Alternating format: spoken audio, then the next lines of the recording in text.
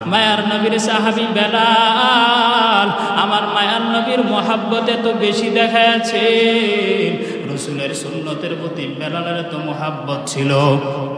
বেলাল যখন গোসল করতে যায় মাথার ভিতরে টুপিটা চেপে ধরে রাখে। সবাই বলে, কিরে বেলাল, গোসল করতে যাও, টুপিটা খুলে যাও, টুপিটা মাথায় চেপে ধরো কেন?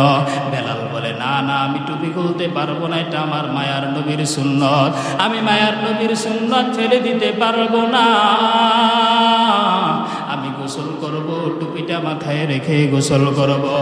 আল্লাহর গোলাম এত মহাব্বত সাহাবায়ে কেরাম দেখিয়েছে। আল্লাহর নবীর সাহাবী মুসআব ইবনে উমাইর এমন দামি এমন দামি এমন দামি সাহাবী, মুসআবের মতো ধনী আরবের ভিতরে কেউ ছিল না। মুসআব যখন কাফের তখন মুসআব একটা জামা পরতো, ওই জামার দাম 2000 দিরহামের থেকেও বেশি ছিল। 2000 দিরহামের বেশি মুসআব একটা জামা পরতো।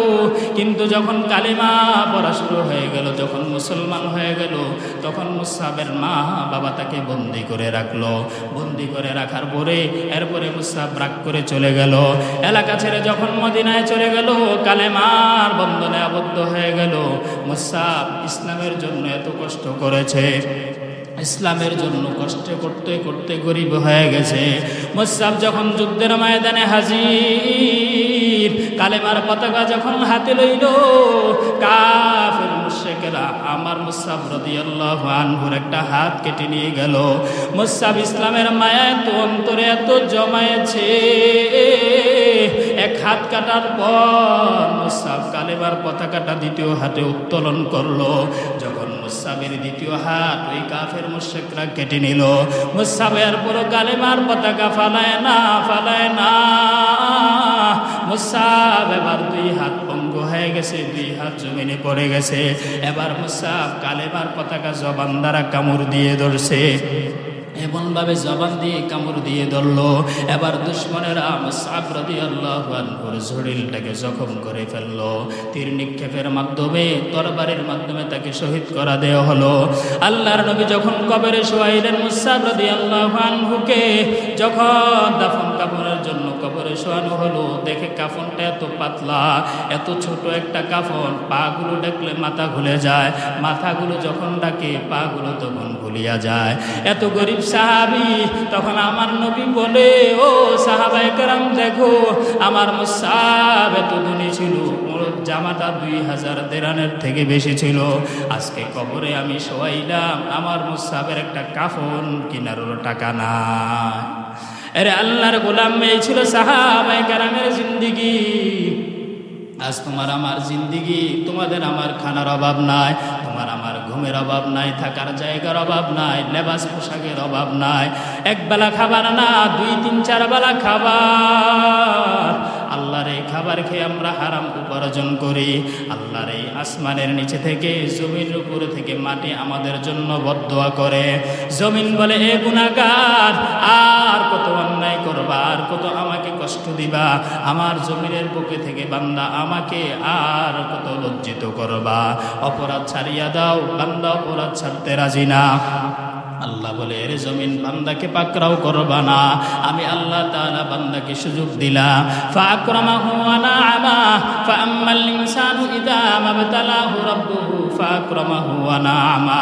আল্লাহ বলে, এই বান্দাকে আমি সম্পদ দিলাম, এই বান্দাকে আমি নেয়ামত দিলাম, নেয়ামত দেওয়ার পরে বান্দাকে পরীক্ষা নেই। বান্দানি সম্পদ পাওয়ার পর, বান্দানি আমি আল্লাহ তাআলার নেয়ামত পাওয়ার পর, বান্দানি আমাকে না ভুলে, বান্দানি আরো বেশি আমি আল্লাহকে স্মরণ করে। কিন্তু না, বান্দা আল্লাহকে ভুলে গিয়ে বলে, ফায়াকুনু রাব্বি আকরামান। বান্দা বলে, আল্লাহ আমাকে নেয়ামত দিয়েছে। আল্লাহ বলে, এই বান্দা আবার যখন বিপদে পড়ে, ওয়া আম্মাল ইনসানু ইযা মাবতালাহু ফাকদারা আলাইহি রিজকা। এই বান্দা যদি আবার যখন রিজিকে সংকীর্ণতা হয়ে যায়, যখন বান্দার ব্যাংক ব্যালেন্স নষ্ট হয়ে যায়, যখন বান্দার ক্ষমতা বিচ্যুত হয়ে যায়, যখন মানুষ বান্দাকে যখন টাকা থেকে মাহরুম হয়ে যায়, তখন বান্দা বলে, ফায়াকুলু রব্বি আহানান। ও আল্লাহ, তুমি তো আমাকে সংকীর্ণতা দিলা, তুমি তো আমারে গরিব বানায় দিলা, ও আল্লাহ তুমি আমারে অপদস্থ বানাইলা।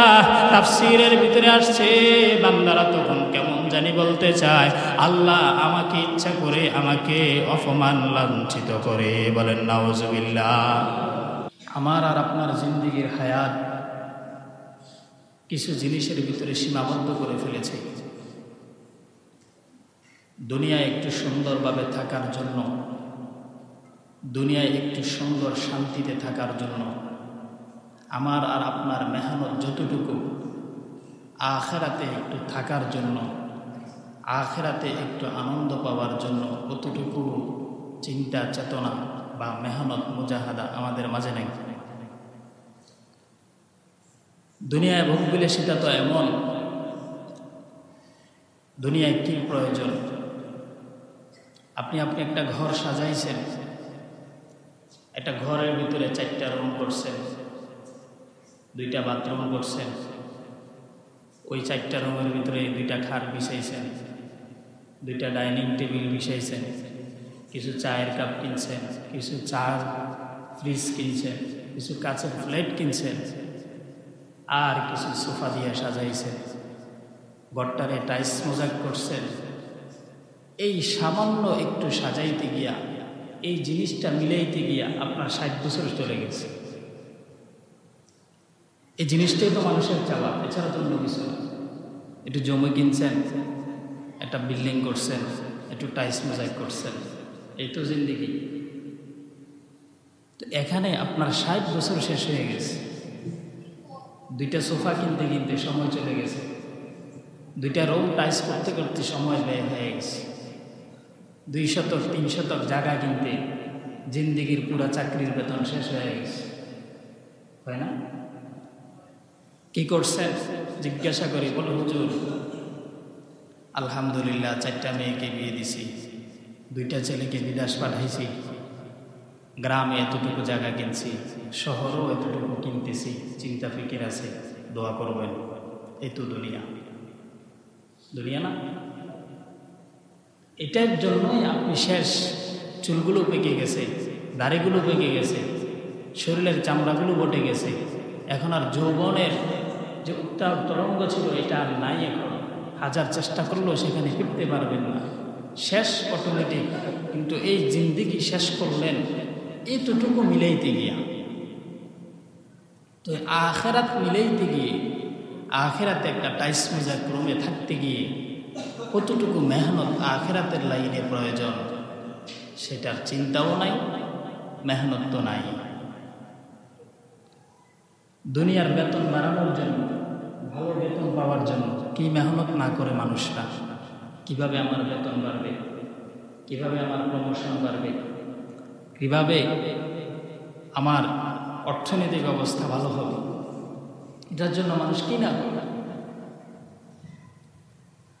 আল্লাহ! অথচ চিন্তা করা উচিত ছিল, আমি যতটুকু দুনিয়া সাজাইলাম এই দুনিয়ার ভিতরে আমার আখেরাত আছে কিনা? আমি যতটুকু দুনিয়ার পিছনে ছুটলাম এই দুনিয়ার ছোটার পিছনে আমার আখেরাত আছে কিনা? ঘর বানানো হারাম না, বিল্ডিং করা নাজায়েজ না, টাইলস মোজাক করা হারাম না, কিন্তু দুনিয়াকে বাদ দিয়া এগুলোর পিছনে ছোটা হারাম। এক আল্লাহওয়ালার কথা শুনেছিলাম, উনি ঘর নির্মাণ করছে, কথা বললেন না, মনোযোগ দিয়ে শোনেন। তো জিজ্ঞাসা করা হয়েছে, দুনিয়ায় থাকতেছেন কিভাবে, ঘর নির্মাণ করতেছেন, আপনি তো দুনিয়ার পাগল হয়ে গেছেন। কয় না, আমি আখেরাতের পাগল। তো ঘর বানাইতেছেন কেন? আমি ঘরটা এই কারণে বানাইতেছি যে আমি এই ঘরে থেকে থেকে আমি আল্লাহর ইবাদত করব, এই কারণে ঘরটা বানাইতেছি। তো জানালা কেন বানাইছেন? বলে আমি জানালা বানাইছি এই কারণে, এই জানালার দরজাগুলো দিয়ে, জানালার ফাঁক দিয়ে যেন আজানের ধ্বনি আসে, এই কারণে জানালা খুলছি। সুবহানাল্লাহ। বলে দরজা কেন বানাইছেন, দরজা কেন লাগাইলেন? বলে আমি দরজা এই কারণে লাগাইছি, আমার এই দরজা দিয়ে যেন আমার আল্লাহ তাআলার গোলামেরা আসতে পারে, এদের সাথে আমি কথা বলতে পারি, এদের উপকারের জন্য বের হতে পারি, এই কারণে দরজা বানাইছি। তো দুনিয়াও হইল, আখিরাতও হয়েছে। দুনিয়াও হয়ে গেছে না, দুনিয়াও বড় হইল, কিন্তু আখিরাতের চিন্তাটাও তার মাথায় আছে। তো কেউ যদি আখিরাতের লাইন চিন্তা করে তাহলে তার ঘর বানাইতে গিয়ে নামাজ কাজা হবে না। কেউ যদি আখিরাতের চিন্তা করে তাহলে তার খানা খাইতে গিয়ে নামাজ বাদ যাবে না। কেউ যদি আখেরাতের চিন্তা করে তাহলে সে যাকাত দিতে গিয়ে অহংকারী করবে না। কেউ যদি আখেরাতের চিন্তা করে তাহলে 10 লাখ টাকা দিয়ে প্যাকেজ দিয়ে হজ উমরা করে আসার পরও মাস্তানি করতো না। বুঝেন নাই? আখেরাতের ফিকির। তো আখেরাতের ফিকির থাকা দরকার। আপনার ফ্যামিলি আর আমার ফ্যামিলির ভিতরে আখেরাতের ফিকির নেই। আপনি সারাটা জিন্দিগি ব্যয় করে দিলেন, জিন্দিগির অর্ধেক হায়াত আপনার শেষ। আয়নাটা যদি হাতে নেন দেখবেন চেহারায় অনেক স্পট পড়ছে, অনেক স্পট পড়ছে। দোকানে চলে গেলেন, গিয়ে বললেন, এই দোকানদার আমাকে একটা স্পট ক্রিম দাও, স্মার্ট হওয়ার ক্রিম দাও, আমার চেহারার দাগগুলো সরাই দিও। কিনে নিয়ে আসলেন, শরীরে রোগ ধরছে, ঔষধ এলাজ করার জন্য, ট্রিটমেন্টের জন্য উন্নত ডাক্তারের কাছে দৌড়াইলেন, কিন্তু একবারও চিন্তা করলেন না আমার ইমানই কলবের ভিতরে কি কি দাগ পড়ে আছে, আমার ইমানের ভিতরে, তাকওয়ার ভিতরে, আখেরাতের ভিতরে কি কি গুনাহের দাগ পড়ে আছে, এগুলা সরানোর জন্য কি ক্রিম দরকার, কোন ডাক্তারের কাছে যাওয়া দরকার, একবারও চিন্তা আপনাদের ভিতরে নাই। দুনিয়ার লাইনে সুস্থ থাকার জন্য কি না করলেন, আখেরাতের লাইনে সুস্থ থাকার জন্য, কবরে সুস্থ থাকার জন্য, শান্তিতে থাকার জন্য কি করছে। গত কিছুদিন আগে আমি অনেক বড় একজন প্রভাবশালী, ওনার সাথে একটু কথা বললাম, অবস্থা জিগাইলাম, কি অবস্থায় আছেন, কেমন আছেন, দেশের পরিস্থিতি তো ভালো না। তো উনি বলে, হুজুর আমি কিছু জায়গা রেজিস্ট্রেশন করছি। আমি কইলাম কেন? বলে নিজের জন্য। কিসের জন্য? বয়স হয়ে গেছে, অনেক বয়স হয়েছে, ছেলে মেয়েরাও এস্টাবলিশ হয়ে গেছে, ভালো ভালো লাইনে আছে। বলে নিজের জন্য রেজিস্ট্রেশন করলাম। রেজিস্টার করলাম কেন? হুজুর মারা গেলে তো ছেলে মেয়েরা যা আছে সব নিয়ে যাবে আমারগুলা, কিন্তু নিজের নামে করে রাখলে তাহলে ছেলে মেয়েরা আর দখল করতে পারবে না। আমি বললাম কিভাবে করলেন? ওইটা ফি সাবিলিল্লাহ, আল্লাহর জন্য রেজিস্ট্রেশন করলাম, যেটা ছেলে মেয়েরা যেন দখল না করতে পারে। কার জন্য? আল্লাহর জন্য। মানে আল্লাহর জন্য দ্বীনি লাইনে কিছু অক্ষত কিছু জায়গা করে দিলাম, যাতে করে আমার ইন্তেকালের পরে আমার ছেলে মেয়েরা এসে দখল না করতে পারে। আখিরাতের ফিকির, যে যা আছে এগুলো তো ছেলে মেয়ে নিয়ে যাবে, ভাগাভাগি করে নিয়ে যাবে।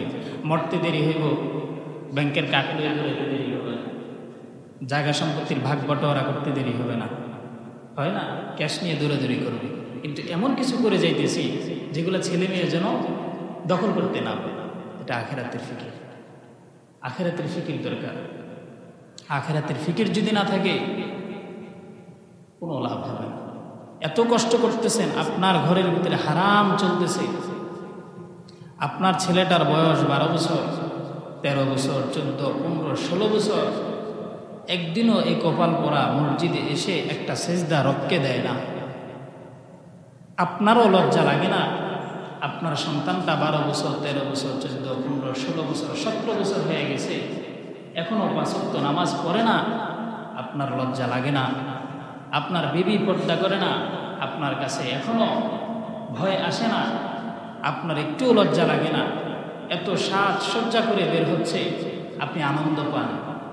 রসুল হাদিসে বলে, যেই বাবা অথবা যেই স্বামী তার স্ত্রী সন্তানগুলোকে বেপর্দা হইতে পছন্দ করে মেনে নেয়, কিচ্ছু বলে না, সম্মতি প্রকাশ করে, সে হলো 1 নম্বরে দাইয়ুস। দাইয়ুস সে, যে তার পরিবারকে বেপরদায় চলাকে পছন্দ করে, হারাম খাওয়া থেকে চলা পছন্দ করে, নামাজ না পড়াকেও পছন্দ করে, কিচ্ছু বলে না। আপনার ঘরে হারাম, আপনি নামাজ পড়েন, আপনার সন্তান পড়ে না, আপনার মেয়েটা 14 বছর 15 বছর এখনও নামাজ পড়ে না, আপনার বিবিটা নামাজ পড়ে না। আপনি কার জন্য আখিরাত বরবাদ দিয়ে দুনিয়ার পিছনে টাকা পয়সা ব্যাংক ব্যালেন্স করতে করতে শেষ হয়ে গেছে? কার জন্য করতেছে? তো আল্লাহ বলেন, ইয়া আইয়ুহাল্লাযীনা আমানুত্তাকুল্লাহ ওয়া কুনু মা'আস সাদিকিন। আল্লাহ বলেন, এ ঈমানদার, ইয়া আইয়ুহাল্লাযীনা আমানুত্তাকুল্লাহ, এ ঈমান ইমানদার আমি আল্লাহ তাআলাকে বান্দা ভয় করো ওয়া কুনু মা'আস সাদিকিন সাদিকিনদের সঙ্গী হয়ে যাও। আল্লাহকে ভয় করে রে গোলাম, আল্লাহকে ভয় করতে হলে আল্লাহ ওয়ালাদের সঙ্গী হয়ে যাইতে হবে। কারণ আল্লাহ বলেন আল্লাহ ওয়ালা কেউ হতে পারে না তাকওয়ার মেডিসিন ছাড়া। আর তাকওয়া যার ভিতরে নাই সে কোনোদিন আল্লাহ ওয়ালা হতে পারে না। আর তাকওয়া ওয়ালা যদি হইতে চান আল্লাহ বলেন ওয়াকুনু মা'আস সাদিকিন সাদিকিনদের সঙ্গী হয়ে যান। সাদিকিন কারা? দাড়ি নাই এরা, কথা বলে না। সাদিকিন কারা? দাড়ি নাই, টুপি নাই, পর্দা নাই, হালাল নাই, হালাল হারামের তমিজ নেই, এরা সাদিকিন না। ওই দিন গত কয়েকদিন আগে এক পিসাবকে দেখছি আমি, অনেক বড় পীর, ওনার বাবা পীর ছিল, উনিও পীর। দাড়ি তো নাই নাই, মানে পায়জামাটাও টাকুর নিয়েছে। আমি সুযোগ পাই নাই মানে ওনার সাথে একটু কথা বলতে, সুযোগ নাই, গাড়িতে উঠে গেছে। বলে জিজ্ঞেস করতাম একটু, হাই হ্যালো জিজ্ঞাসা করতাম যে পীর হয়েছেন কীভাবে, আমিও পীর হইতাম চাই। চিন্তা করেন আল্লাহ বুজুর্গ মুজাদ্দেদে জামান আওলাদের রসুল বলে, নাউজুবিল্লাহ। আওলাদের রসুল হলে দাড়ি ছাড়া থাকে, নামাজ ছাড়া থাকে, কই যাবে? ওয়াকুনু মা'আস সাদিকিন সাদিকিন কারা? আল্লাহ বলে যারা নামাজ পড়ে এরা হবে সাদিকিন, যারা আল্লাহর ভয়ে থাকবে এরা হবে সাদিকিন, যারা আল্লাহর ভয়ে গুনাহ ছেড়ে দিবে আল্লাহ বলেন এরাই হবে সাদিকিন। আরে আল্লাহর গোলাম, নামাজ পড়ি, নামাজ পড়ার পরও সুদের ব্যবসা ছাড়ি না, নামাজ পড়ার পরও আমাদের মেজাজ কমে না, নামাজ পড়ার পরও অহংকার কমে না, নামাজ পড়ার পরও বান্দা আমরা পর্দা করি না। কারণ হলো নামাজের ভিতরে আমাদের তাকওয়ার মেডিসিন নাই। এ বান্দা, যাকাত দেওয়ার পরও কেন তোমার অহংকার কমে না? জবাব হলো যাকাতের ভিতরে তাকওয়ার মেডিসিন নাই। আরে আল্লাহর গোলাম, মক্কায় গিয়ে লাব্বাইক বলার পরও কেন তোমার অহংকার কমে না? কেন তোমার মেজাজটা ঠান্ডা হয় না? জবাব হলো ওই তাওয়াফের ভিতরেও তোমার তাকওয়ার মেডিসিন নাই। আল্লাহ বলেন ইয়া আইয়ুহাল্লাযীনা আমানুত্তাকুল্লাহ ওয়া কুনু মা'আস সাদিকিন। এরে বান্দা, সাদিকিনদের সঙ্গী হয়ে যাও। সাদিকিনদের যদি সঙ্গী হতে পারো তাহলে বান্দা তুমি আল্লাহ ওয়ালাদের কাতারে শামিল হতে পারবা। পানিতে যায় নামাজ বিছায় নামাজ পড়লে আল্লাহ ওয়ালা হয় না, আকাশে উড়াল দিলে আল্লাহ ওয়ালা হয় না। কেরামত দেখায় অনেকে, দেখায় না? আছে আমাদের বাংলাদেশে আছে, কেরামত দেখায়। ওলিয়া উলিয়া আকাশে উড়াল দেয়, পানির উপরে যায় নামাজ বিছায় নামাজ পড়ে, কিন্তু হালাল হারামের তো বীজ নেই, বিবি পর্দা করে না, সন্তান পর্দা করে না, এটি ধোঁকাবাজ। কবি বলেন আকাশে উড়িলে যদি হইতো বড় আউলিয়া, সর্বপেক্ষা বড় বলি তোতা ময়নাটিয়া।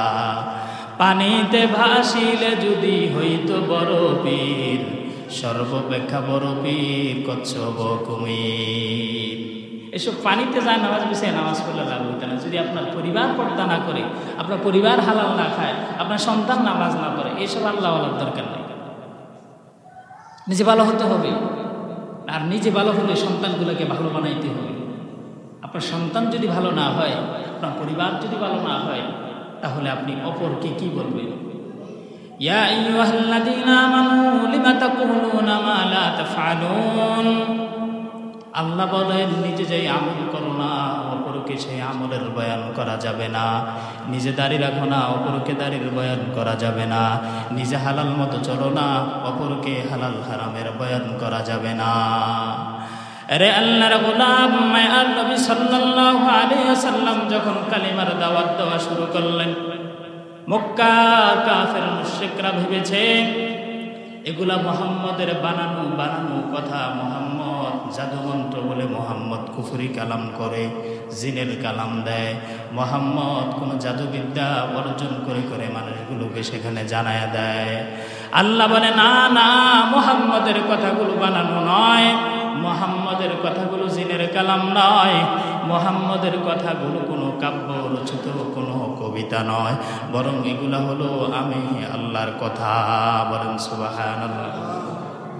কেন বলে এটার প্রমাণ কি? আল্লাহ প্রমাণ জারি করে দিলেন, আলিফ লাম মিম, আলিফ লাম র, তাহা, ইয়াসিন, হামিম, কাফ, ইয়া, আইন, সাদ। হরুফুল মুকাত্তাআত, এই শব্দগুলোকে হরুফুল মুকাত্তাআত বলে। এগুলার কোনো অর্থ নাই। কোরআন শরীফে যদি আপনি খুলেন, আলিফ লাম মিমের কোনো অর্থ পাবেন না, হা মিমের কোনো অর্থ পাবেন না, আলিফ লাম র এর কোনো অর্থ পাবেন না।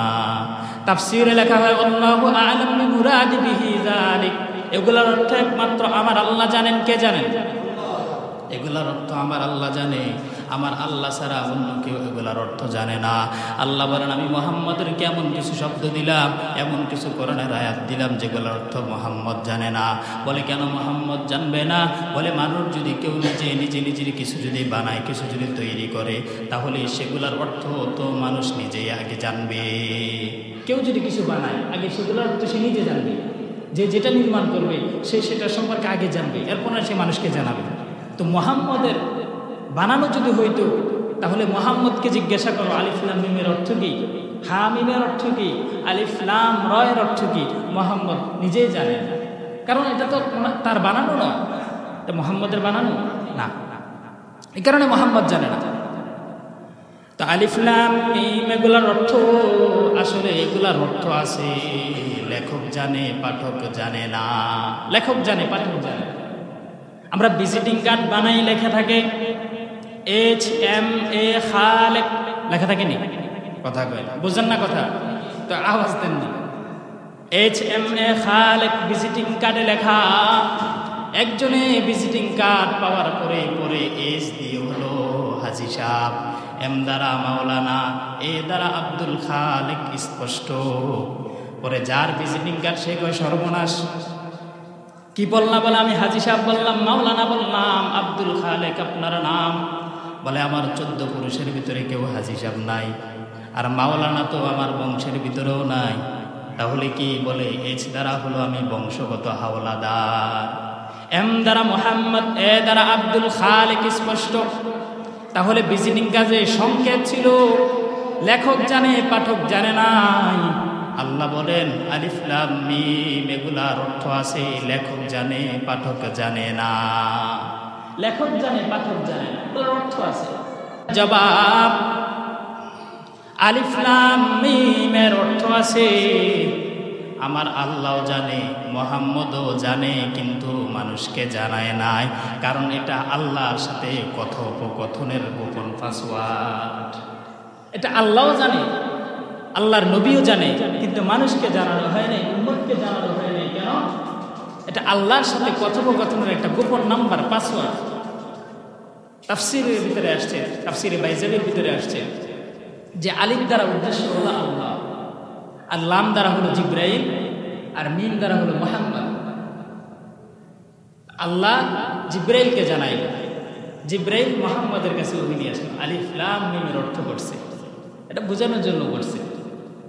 তো বাস্তবতে হরুফুল মুকাত্তাআত আরবি কোরআন শরীফগুলোর ভিতরে অনেক শব্দ আছে, সংকেত। নুন আয়াত হয়ে গেছে, কাফ হা ইয়া আইন সাদ একটা আয়াত, আলিফ লাম র একটা আয়াত, হা মিম একটা আয়াত। তো এগুলার অর্থ মূলত আল্লাহ তাআলাই ভালো জানেন। এগুলার অর্থ না করা, অর্থ হয় না, অর্থ করবেন কি?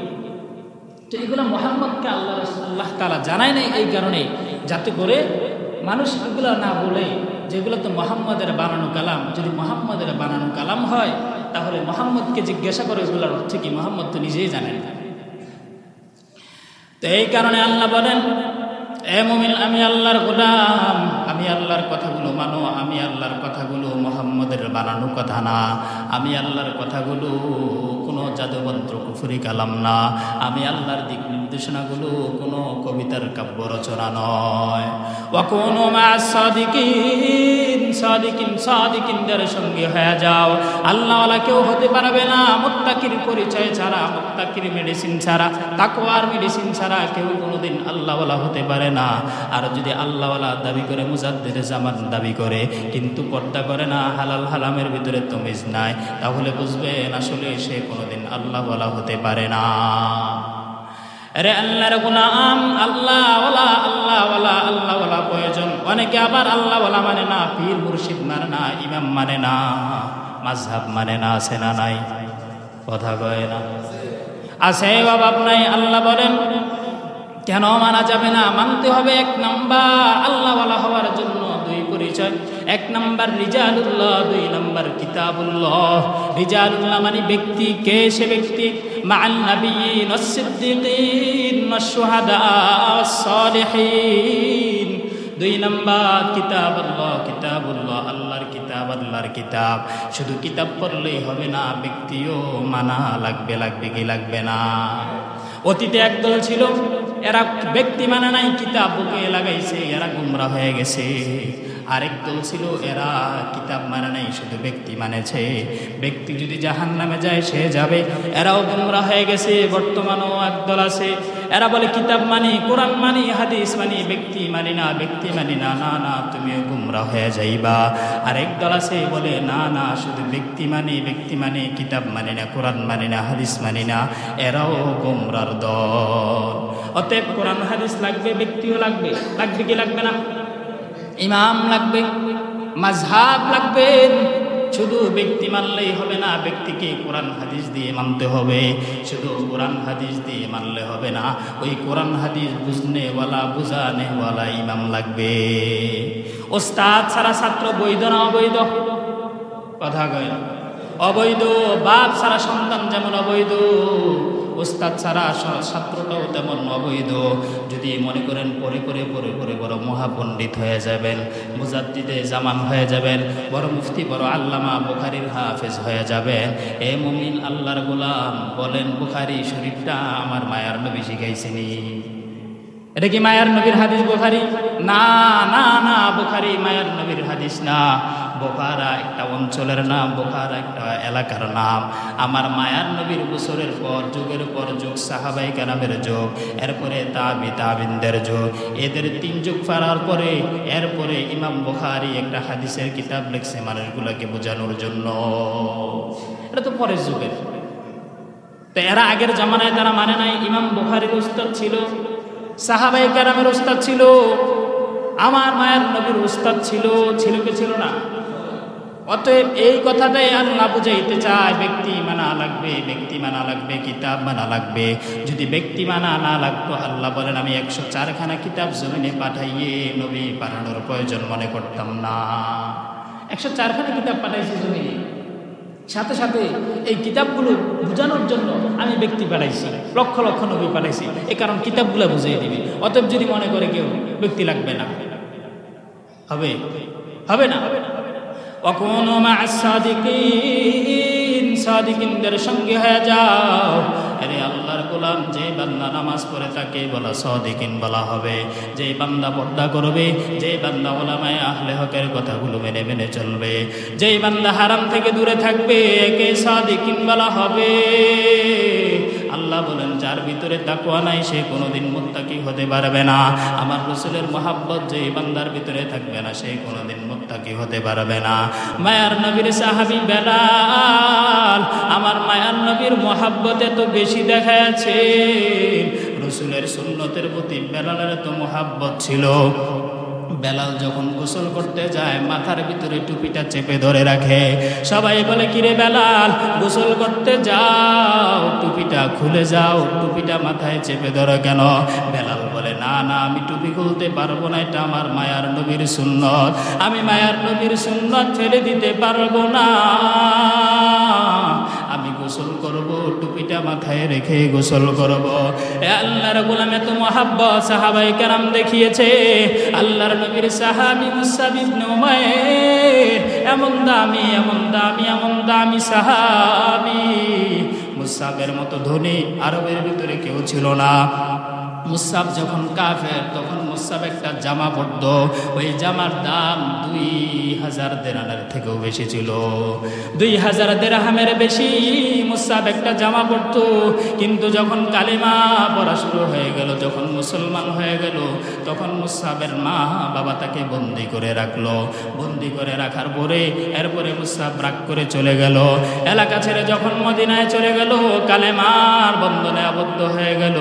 মুসাব ইসলামের জন্য এত কষ্ট করেছে, ইসলামের জন্য কষ্ট করতে করতে গরিব হয়ে গেছে। মুসাব যখন যুদ্ধের ময়দানে হাজির, কালেমার পতাকা যখন হাতে লইল, কাফের মুশরিকরা আমার মুসাব রাদিয়াল্লাহু আনহুর একটা হাত কেটে নিয়ে গেল। মুসাব ইসলামের মায়া এত অন্তরে এত জমায়েছে, এক হাত কাটার পর মুসাব কালেমার পতাকাটা দ্বিতীয় হাতে উত্তোলন করলো। যখন মুসাবের দ্বিতীয় হাত ওই কাফের মুশরিকরা কেটে নিল, মুসাবের পুরো কালেমার পতাকা ফালায় না। মুসাব এবার 2 হাত পঙ্গু হয়ে গেছে, 2 হাত জমিনে পড়ে গেছে। এবার মুসাব কালেমার পতাকা জবান দ্বারা কামড় দিয়ে ধরছে, এমনভাবে জবান দিয়ে কামড় দিয়ে ধরলো। এবার দুশমনেরা মুসআব রাদিয়াল্লাহু আনহুর শরীরটাকে জখম করে ফেললো। তীর নিক্ষেপের মাধ্যমে, তরবারির মাধ্যমে তাকে শহীদ করা দেওয়া হলো। আল্লাহর নবী যখন কবরে শোয়াইলেন মুসআব রাদিয়াল্লাহু আনহুকে, যখন দাফন কাফনের জন্য কবরে শোয়ানো হলো, দেখে কাফনটা এত পাতলা, এত ছোট একটা কাফন, পাগুলো ডাকলে মাথা খুলে যায়, মাথাগুলো যখন ডাকে পাগুলো তখন ভুলিয়া যায়। এত গরিব সাহাবী, তখন আমার নবী বলে, ও সাহাবায়ে কেরাম দেখো, আমার মুসআব এত ধনী ছিল, ওর জামাটা 2000 দিরহামের থেকে বেশি ছিল। আজকে কবরে আমি শোয়াইলাম, আমার মুসআবের একটা কাফন কেনারও টাকা নাই। আরে আল্লাহর গোলাম, এই ছিল সাহাবায়ে কেরামের জিন্দেগি। আজ তোমার আমার জিন্দেগি, তোমাদের আমার খানার অভাব নাই, তোমার আমার ঘুমের অভাব নাই, থাকার জায়গার অভাব নাই, লেবাস পোশাকের অভাব নাই। একবেলা খাবার না, 2-3-4 বেলা খাবার। আল্লাহর এই খাবার খেয়ে আমরা হারাম উপার্জন করি। আল্লাহর এই আসমানের নিচে থেকে, জমিনের উপরে থেকে মাটি আমাদের জন্য বদদোয়া করে।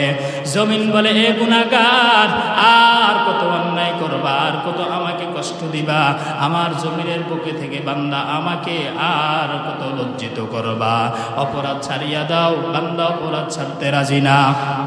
আল্লাহ বলে, এর জমিন বান্দাকে পাকড়াও করবা না, আমি আল্লাহ তাআলা বান্দাকে সুযোগ দিলাম। ফাআকরামাহু ওয়া নাআমা ফাআম্মাল ইনসানু ইযা মাবতালাহু রাব্বুহু ফাআকরামাহু ওয়া নাআমা। আল্লাহ বলে, এই বান্দাকে আমি সম্পদ দিলাম, এই বান্দাকে আমি নিয়ামত দিলাম। নিয়ামত দেওয়ার পরে বান্দাকে পরীক্ষা নেই। বান্দানি সম্পদ পাওয়ার পর, বান্দানি আমি আল্লাহ তাআলার নিয়ামত পাওয়ার পর, বান্দানি আমাকে না ভুলে, বান্দানি আরো বেশি আমি আল্লাহকে স্মরণ করে। কিন্তু না, বান্দা আল্লাহকে ভুলে গিয়ে বলে, ফায়াকুনু রাব্বি আকরামান। বান্দা বলে, আল্লাহ আমাকে নিয়ামত দিয়েছে। আল্লাহ বলে, এই বান্দা আবার যখন বিপদে পড়ে, ওয়া আম্মাল ইনসানু ইযা মাবতালাহু ফাকদারা আলাইহি রিজকা। এই বান্দা যদি আবার যখন রিজিকে সংকীর্ণতা হয়ে যায়, যখন বান্দার ব্যাংক ব্যালেন্স নষ্ট হয়ে যায়, যখন বান্দার ক্ষমতা বিচ্যুত হয়ে যায়, যখন মানুষ বান্দাকে যখন টাকা থেকে মাহরুম হয়ে যায়, তখন বান্দা বলে, ফায়াকুলু রব্বি আহানান। ও আল্লাহ, তুমি তো আমাকে সংকীর্ণতা দিলা, তুমি তো আমারে গরিব বানায় দিলা, ও আল্লাহ তুমি আমারে অপদস্থ বানাইলা। তাফসীরের ভিতরে আসছে, বান্দারা তখন কেমন জানি বলতে চায়, আল্লাহ আমাকে ইচ্ছা করে আমাকে অপমান লাঞ্ছিত করে। বলেন নাউজুবিল্লাহ। এই কারণে আল্লাহর নিয়ামত শুধু হালাল হারামের ভিতরে নয়, আল্লাহর নিয়ামত ধনী বানায় দেয়, আবার আল্লাহ ফকির বানায় দেয়। ধনী বানায় পরীক্ষা করে, আবার আল্লাহ মিসকিন বানায় মানুষগুলোকে পরীক্ষা করে। এই কারণে রামপুর এলাকার মুসলমান অনুরোধ জানায় যায়, আল্লাহর কোরআনটাকে বাদ দিয়ে কোনো মানুষের কথা মানবেন না, আল্লাহর কোরআনের আইনের বিরুদ্ধে গিয়ে কখনো কারো কথা শুনবেন না। আগে দেখেন আপনার রাসূলের আদর্শগুলা এই কথায় অনুযায়ী চলে কিনা, আপনার আদর্শটা কোরআনের আদর্শের সাথে মিলে কিনা, আপনার লেনদেনগুলা কোরআনের আয়াতের সাথে মিলে কিনা, আপনার রিজিকটা কোরআনের আয়াতের সাথে মিলে কিনা। যদি দেখেন না আপনার কোরআনের আয়াত আর আপনার জীবনের সাথে মিলে না, আল্লাহর কসম করে বলি আপনি জাহান্নামে যাওয়ার জন্য এতটুকুই যথেষ্ট হয়ে যাবে। অতএব আল্লাহর গোলাম, দুনিয়া আসছেন আবার চলে যেতেই হবে।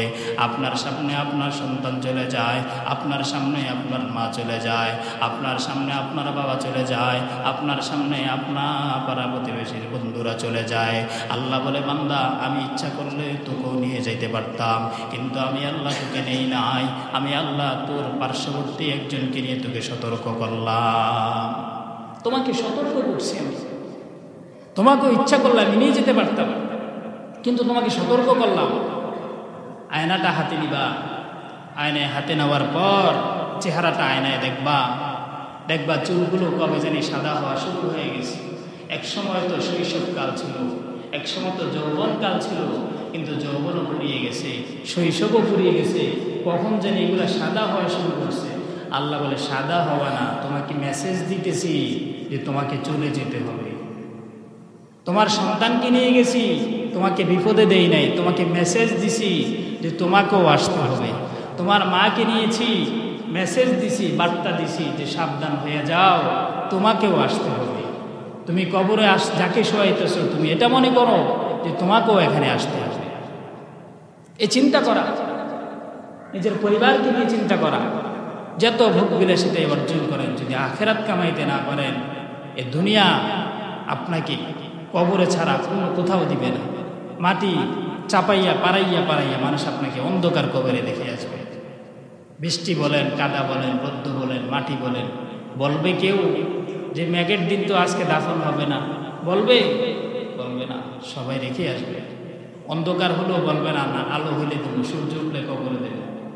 অতএব অনুরোধ জানাই, ইয়া আইয়ুহাল্লাযীনা আমানুত্তাকুল্লাহ ওয়া কুনু মা'আস সাদিকিন। ও আল্লাহর বান্দারা, আল্লাহকে ভয় করো, আল্লাহওয়ালাদের সাথে সঙ্গী হয়ে যাও, আল্লাহওয়ালাদের বন্ধু হয়ে যাও।